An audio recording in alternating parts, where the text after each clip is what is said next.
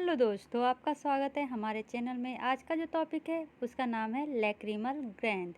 Mainly lacrimal gland में हम lacrimal apparatus के बारे में पढ़ेंगे। लैक्रिमल ग्लैंड होता क्या है, मतलब कि इसके एनाटोमी, इससे related dry eye, watering eye क्या होता है, nerve supply to lacrimal gland, इतना मेनली हम कवर करेंगे। सबसे पहले हम लैक्रिमल ग्लैंड को कवर करते हैं। ये क्या है हमारा लैक्रिमल ग्लैंड। ये लैक्रिमल ग्लैंड मेन ग्लैंड होता है जो मेनली जिसका दूसरा नाम होता है टीयर प्रोड्यूसिंग ग्लैंड। यही ग्लैंड है जो टीयर प्रोड्यूस करता है। ये प्रेजेंट कहाँ होता है, पिक्चर से देखिए, ये मीडियल साइड है, ये लेटरल साइड है, तो ये लेटरल साइड में प्रेजेंट होता है। ठीक है, तो हम कह सकते हैं कि ये जो लैक्रिमल ग्लैंड है ये मेनली सीरस एक्टिनल ग्लैंड है जो मेनली ड्रेन करता है टीयर को। कहाँ से, upper part of lateral fornix से। ठीक है, यहाँ तक समझने में कोई प्रॉब्लम नहीं है। ठीक है, अभी इसके पार्ट के बारे में थोड़ा डिस्कशन करते हैं। ये क्या है हमारा लैक्रिमल ग्लैंड है। ये एक्सेसरी एक्सक्रीटरी लैक्रिमल डक्ट के थ्रू टीयर हमारे आई में भेजता है। यहाँ से ये चला जाता है हमारा, ये यहाँ पर मतलब कि ये आई है ना, मीडियल पार्ट में यहाँ पर और यहाँ पर एक पंचम होता है जिसके थ्रू क्या होता है, ये जाता है अंदर और फिर चला जाता है लैक्रिमल सैक में, और लैक्रिमल सैक से ये चला जाता है नेजोलैक्रिमल डक्ट, और नेजोलैक्रिमल डक्ट से ये चला जाता है इंफीरियर मीटस में। तो इसके स्ट्रक्चर को हम डिस्कशन करेंगे धीरे धीरे। ठीक है, चलिए सबसे पहले इसका नेमिंग। ये क्या था, लैक्रिमल ग्लैंड। ये क्या है हमारा लैक्रिमल सैक। ये क्या है, नजोलैक्रिमल डक्ट। ठीक है, अब यहाँ पर जो प्रेजेंट होता है उसको सुपीरियर लैक्रिमल पंचम कहते हैं, और नीचे वाला जो है उसको इन्फीरियर लैक्रिमल पंचम कहते हैं। ठीक है, यहाँ तक समझने में कोई प्रॉब्लम नहीं है। अब इसमें क्या होता है ना, कुछ एक्सेसरी ग्लैंड भी प्रेजेंट होते हैं। उसका नाम है कौन कौन सा, तो ग्लैंड ऑफ क्राउच और ग्लैंड ऑफ वोल्फी। ये भी है, क्या है ना, ये दोनों जो एक्सेसरी ग्लैंड है ये भी टीयर प्रोड्यूस करता है, लेकिन ये जो टीयर होता है वो बहुत कम मात्रा में प्रोड्यूस करता है, और ये सिर्फ बेसल टीयर सेक्रिएशन करता है। कौन, बेसल टीयर सेक्रिएशन होता है किसके द्वारा, तो ग्लैंड ऑफ क्राउच और ग्लैंड ऑफ वोल्फी के द्वारा। और मेन जो टीयर सेक्रिएट करता है वो है हमारा लैक्रिमल ग्लैंड। तो हम स्टार्ट करते हैं हमारा लैक्रिमल apparatus। लैक्रिमल apparatus में होता क्या क्या है, तो मेनली होता है हमारा main lacrimal gland. Accessory lacrimal gland में कौन कौन सा था, क्राउच और वोल्फी। ठीक है, और क्या है, तो लैक्रिमल पासेज। ठीक है, लैक्रिमल पासेज में कौन कौन सा आता है, पंक्टम, कैनालिकुली, लैक्रिमल सैक और नेजोलैक्रिमल सैक। ठीक है, अब ये जो हमारा लैक्रिमल ग्लैंड है ना, इसका दो पार्ट होता है। एक होता है ऑर्बिटल पार्ट और एक होता है पल्पेबुलर पार्ट। जो अपर पार्ट होता है उसको ऑर्बिटल पार्ट कहते हैं, जो मेनली कंसिस्ट होता है फोसा ऑफ लैक्रिमल ग्लैंड का। क्या, फोसा ऑफ लैक्रिमल ग्लैंड का।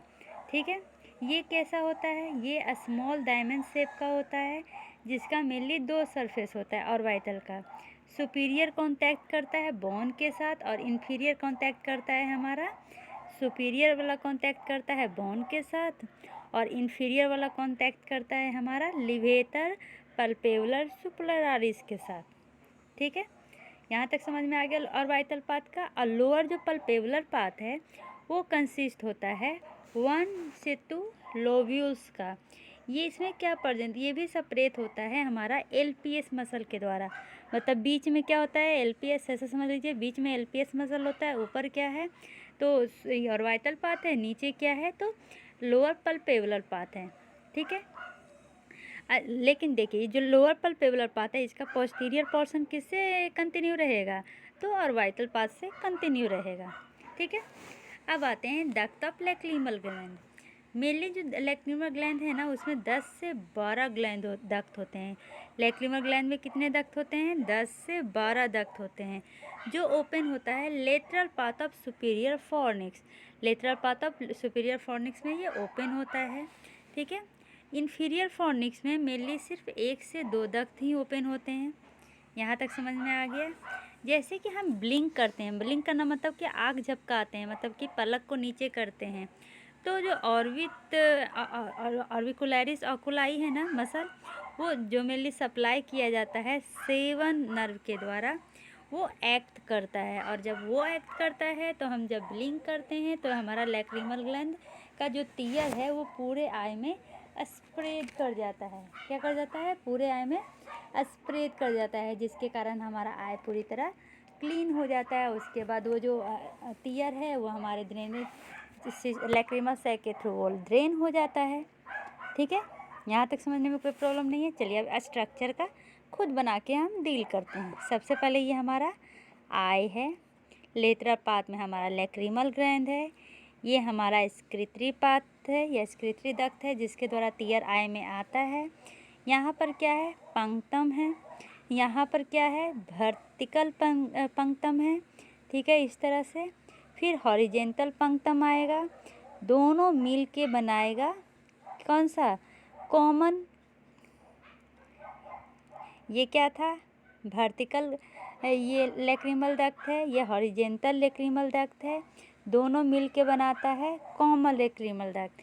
अब ये कॉमन लैक्रिमल डक्ट क्या करेगा? तो ये ओपन हो जाएगा लैक्रिमल सैक में, ठीक है। लैक्रिमल सैक जाके फिर अगर ये नोज के पास चला जाएगा ये लैक्रिमल सैक तो कहलाता है नजो लैक्रिमल डक्ट, और ये ओपन हो जाता है इन्फीरियर मिएटस में। तो हमने क्या क्या पढ़ा? यहाँ पर होता है अपर पंक्तम, यहाँ पर होता है लोअर पंक्तम। ये है वर्टिकल लैक्रिमल से वर्टिकल कैनालिकुली, ठीक है, और ये है हॉरिजेंटल कैनालिकुली, दोनों तरफ है, पेयर में प्रेजेंट होता है। ये जो वर्टिकल है वो मेनली 2 mm का होता है, और जो हॉरिजेंटल है वो 8 mm का होता है, ठीक है। यहाँ तक समझने में समझ में आया? जो हमारा कैनालिकुली है उसका 2 पार्ट होता है, वर्टिकल और हॉरिजेंटल पार्ट। जो वर्टिकल पार्ट है वो 2 mm का है, हॉरिजेंटल पार्ट है जो 8 mm का है, ठीक है। इसका क्या मतलब हुआ? जो हमारा सुपीरियर या अपर कैनालिकुली है या लोअर कैनालिकुली है, दोनों का लेंथ कितना होता है? 10 mm, ठीक है। यहाँ तक समझने में कोई प्रॉब्लम नहीं है। अब ये जो है ओपन होता है किस में? Lacrimal sac. Lacrimal sac mainly present होता है लैक्रिमल फोसा में। लैक्रिमल फोसा में 2 चीज़ें होती है, एक तो लैक्रिमल बोन और दूसरा प्रोसेस ऑफ मैक्सिला। तो लैक्रिमल सैक का लेंथ कितना होता है? लैक्रिमल सैक का लेंथ होता है 10 से 12 mm, ठीक है। अब ये क्या है? नजो लैक्रिमल डक्ट, इसका कितना होता है? तो 15 mm, ठीक है। यहाँ तक कोई प्रॉब्लम नहीं है। अब देखिए, ये जो हमारा लैक्रिमल सैक है ना, इसका 3 पार्ट होता है। जो ऊपर में होता है उसको क्या कहते हैं? ये जो पार्ट है इसको फंदस कहते हैं, इसको नेक कहते हैं, और इसको बोधी कहते हैं। बोधी ही बाद में कंटिन्यू करता है हमारा नेसोलैक्रिमल डक्ट से, ठीक है। अब इसमें मेनली 2 तरह का वल्व प्रेजेंट होता है। एक वल्व जो मेनली ओपन होता है कहाँ से? तो कॉमन कैनालिकुली से। जब ये लैक्रिमल सैक में ओपन होता है ना, तो वहाँ पर एक वल्व होता है, और एक वल्व का दूसरा वल्व कहाँ होता है? तो यहाँ पर, ठीक है। तो जो वल्व हमारा प्रेजेंट होता है कहाँ पर? ये कॉमन कैनालिकुली और लैक्रिमल सैक के बीच में, उसको हम कहते हैं मेनली ये वल्व ऑफ रोजेन-मुller। क्या? वल्व ऑफ रोजेन-मुller, ठीक है। और जो वल्व प्रेजेंट होता है यहाँ पर उसको कहते हैं वल्व ऑफ हेसेन। समझ में आ गया? 2 तरह का वल्व होता है। अब ये जो है ना मेनली जो ड्रेन कहाँ करेगा टीयर को? तो टीयर को ड्रेन करेगा इन्फीरियर मिएटस में। याद रखिएगा, मिएटस 3 तरह का होता है, सुपीरियर, मिडिल और इन्फीरियर। तो टीयर कहाँ ड्रेन होता है? तो इन्फीरियर मिएटस में ये होता है, ठीक है। अब इसमें इसके क्लिनिकल एस्पेक्ट में आते हैं। तो इसमें मेनली क्या होगा? इपीफोरा। अब इपीफोरा क्या है? TP4 को हम कहते हैं एक्सेसिव वाटरिंग ऑफ आई। ठीक है, अब ये एक्सेसिव वाटरिंग ऑफ आई दो कारण से होता है। पहला, या तो क्या हो गया हो, एक्सेसिव लैक्रिमल टीयर प्रोड्यूस हो रहा हो। दूसरा, ब्लॉकेज ऑफ लैक्रिमल एपेरेटस हो। तो लैक्रिमल एपेरेटस में मेनली हमारा आता क्या है, तो आता है वही तीन चीज़, लैक्रिमल ग्लैंड, लैक्रिमल सैक और नेसो लैक्रिमल डक्ट। ठीक है, तो इसमें जो ब्लॉकेज होगा कौन कौन सब है, लैक्रिमल सैक, उसके बाद कौन सा था हमारा कॉमन केनालिकुली और नसो लैक्रिमल डक्ट। तो जो मोस्ट कॉमन है वो है नसो लैक्रिमल डक्ट। अगर पूछेगा कि मोस्ट कॉमन ब्लॉकेज कहाँ होता है ये लैक्रिमल डक्ट में, तो ये होता है नसो लैक्रिमल डक्ट में। ठीक है, यहाँ तक समझने में कोई प्रॉब्लम नहीं है। अब पहले ब्लॉकेज देखिए कि कहाँ कहाँ सब हो सकता है, या तो अपर या लोअर केनालिकुली में, या कॉमन केनालिकुली में, या लैक्रिमल सैक में, या नसो लैक्रिमल डक्ट में। तो जो मोस्ट कॉमन है वो कौन सा है, नसो लैक्रिमल डक्ट। ठीक है, यहाँ तक समझने में कोई प्रॉब्लम नहीं है। अब देखिए ये इसका अगर हम site of blockage mainly determine करना रहेगा, तो साइट ऑफ ब्लॉकेज को हम कैसे डिटरमाइन करेंगे, तो इसको हम मेनली दो चीज़ों से डिटरमाइन करते हैं। पहला होता है प्रोबिंग और दूसरा होता है सिरिंचिंग। तो अब प्रोबिंग क्या है, तो प्रोबिंग एक प्रोसेस है जिससे हम ये पता करते हैं कि ब्लॉकेज आखिर हुआ कहाँ है। तो ये मेनली दो प्रोसेस से किया जाता है, एक होता है सॉफ्ट स्टॉप, एक होता है हार्ड स्टॉप। जो सॉफ्ट, अब ये जो सॉफ्ट ब्लॉकेज होता है ना स्टॉप, वो क्यों होता है, तो ये सॉफ्ट स्टॉप मेनली होता है स्टॉपेज ऑफ प्रोब को ये स्टॉप करता है मेनली किस एरिया में, तो नन केनालिकुली और वल्व मेनली दो जगह होता था, उन दोनों को छोड़ के। तो कौन कौन सा पाथ हो जाएगा, तो पहला पाथ हो जाएगा इन्फीरियर केनालिकुली, सुपीरियर केनालिकुली और कॉमन केनालिकुली। ठीक है, तो जो इन्फीरियर केनालिकुली है उसमें मेनली ब्लॉकेज होगा, तो क्या कहाँ से पास करेगा वो, तो वो पास करेगा मेनली ILP का मतलब क्या हो गया, तो इन्फीरियर लैक्रिमल पंक्चम से। ठीक है, अगर लैक्रिमल पंक्चम से क्रॉस कर जाता है प्रोब, तो क्या है हमारा उसमें ब्लॉकेज नहीं है, नहीं पास करता है तो ब्लॉकेज है। सुपीरियर वाला कौन सा है, इन्फीरियर वाला में इन्फीरियर पंक्चम, सुपीरियर वाला में सुपीरियर पंक्चम, और कॉमन वाला में कौन सा पंक्चम, वो अंदर हिला के देखा जाता है, बाहर की ओर निकाला जाता है। ठीक है, अब ये जो केनालिकुली ब्लॉकेज है ना, वो मेनली लेंथ ऑफ प्रोब पे डिपेंड करता है। प्रोब का लेंथ 10 mm से कम हुआ, इसका मतलब कि अपर या लोअर केनालिकुली में प्रॉब्लम है, और 10 mm से ज़्यादा हुआ, इसका मतलब कि कॉमन केनालिकुली में ब्लॉक है। फिर से प्रोब अगर डालते हैं अंदर में, तो वो अगर 10 mm से कम रहा है, इसका मतलब कि अपर या लोअर केनालिकुली में प्रॉब्लम है, क्योंकि अपर और लोअर केनालिकुली का लेंथ कितना होता है, 10 mm होता है, और अगर 10 mm से ज़्यादा हुआ, इसका मतलब कि कॉमन केनालिकुली में प्रॉब्लम है। हार्ड स्टॉप में क्या होता है, तो हार्ड स्टॉप में मेनली ब्लॉकेज कहाँ होगा, तो नसोलैक्रिमल डक्ट में होगा। ठीक है, अब सेकंड मेथड कैसे हम जानते हैं, एक होता है सिरिंजिंग विथ वाटर से हम सिरिंज करते हैं। तो हम वाटर से सिरिंज मेनली कहाँ करेंगे, तो इन्फीरियर पेंक्टम में करेंगे, और वो फिर बाहर से वो फिर निकल जाएगा इन्फीरियर पेक्टम के ही थ्रू, तो उसको हम कहेंगे लोअर केनालिकुली ब्लॉकेज। अगर हम वाटर को इंजेक्ट करेंगे सुपीरियर रेक्टम के थ्रू, और फिर वो निकल जाएगा वाटर निकल जाएगा सुपीरियर रेक्टम के थ्रू ही, तो हम उसको कहेंगे अपर केनालिकुली ब्लॉकेज। ठीक है, और अगर हम वाटर को क्या करते हैं किस में, मान लीजिए कि इन्फीरियर में हम ब्लॉक करते हैं, ठीक है, इन्फीरियर में वाटर इंजेक्ट करते हैं, और वो निकल जाता है सुपीरियर से, या सुपीरियर में इंजेक्ट करते हैं और निकल जाता है इन्फीरियर में, तो इसका मतलब कि कॉमन केनालिकुली में प्रॉब्लम है।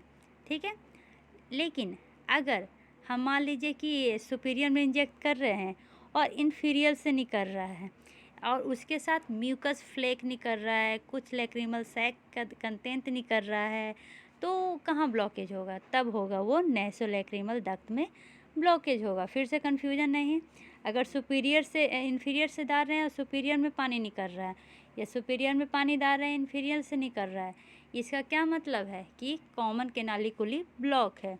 लेकिन सेम चीज़ हो रहा है कि सुपीरियर से पानी डाल रहे हैं इन्फीरियर से निकल रहा है, लेकिन उसमें क्या कुछ म्यूकस होगा या कुछ लैक्रिमल डक्ट का फ्लैक होगा, तो वो क्या हो जाएगा, तब वो नेसोलैक्रिमल डक्ट में प्रॉब्लम होगा। ठीक है, अब देखिए, एक होता है कंजेनाइटल एनएलडी ऑब्स्ट्रक्शन। इसका क्या मतलब है, जो बचपन में नेसोलैक्रिमल डक्ट में ऑब्स्ट्रक्शन होता है, तो उसका हम मेनली ट्रीटमेंट कैसे करते हैं। तो अगर बच्चा का बर्थ है, मेनली ये इंसिडेंट बच्चों में 6% होता है। ठीक है, बर्थ से 1 साल के बीच अगर ये हो रहा है, तो हम क्या करेंगे, मेनली हम करते हैं क्रीगलर सैक मसाज। अब ये क्रीगलर सैक मसाज क्या होता है, तो जो आपका बेबी है ना, उसके यहाँ पर से ऐसे हल्का मसाज करते हुए नीचे की ओर लाइए। इससे क्या होगा, जो ब्लॉकेज होगा वो ओपन हो जाएगा। इस तरह से मसाज करके नीचे एक दिन में 5 बार किया जाता है। इसको अगर लगभग 1 सप्ताह तक कीजिएगा तो वो ब्लॉकेज लगभग 95% तक सही हो जाएगा। ठीक है, अगर बच्चा 1 साल से बड़ा हो तो क्या करेंगे, तो हम प्रोबिंग करेंगे, जो अभी दिखाए थे, जिसमें क्या सिरिंचिंग किया जाता है और हार्ड स्टॉप और ये सॉफ्ट स्टॉप किया जाता है। ठीक है, लेकिन अगर बच्चा 3 साल से बड़ा हो तो उसमें हम करते हैं DCR। अब DCR क्या होता है, डेक्रायोसिस्टोराइनोस्टोमी। ये डेक्रायोसिस्टोराइनोस्टोमी क्या होता है, ये मेनली ट्रीट करता है ब्लॉकेज एडल्ट में, वही 3 साल से बड़ा में। इसमें क्या किया जाता है ना, ये जो बीच का बोन होता है, टीयर सैक और नोज के बीच का बोन, उसको रिमूव कर दिया जाता है और एक नया पैसेज बनाता है, जिसमें क्या होता है, वो डायरेक्टली अटैच हो जाता है ये किसमें, तो ये middle meatus of the nose में। ये मेनली होता है लैक्रिमल सैक और मिडिल मिएटस नोज के बीच में ये ऑपरेशन होता है। ऑपरेशन मतलब कि ये सर्जरी होता है, जिसमें बाईपास मेनली जो ब्लॉकेज है उसको हटा दिया जाता है और एक नया ये ड्रेनेज बनाया जाता है। इस प्रोसीजर में मेनली 1 घंटा लगता है। ठीक है, तो इस तरह से हमारा लैक्रिमल डक्ट खत्म हुआ। अगले वीडियो में हम लैक्रिमल सैक लेके आएंगे। तब तक के लिए bye bye, take care, see you. Lacrimal sac में ही मेनली ड्राई आई और ये वेट आई या बाथरिंग आई के बारे में डिस्कशन करेंगे।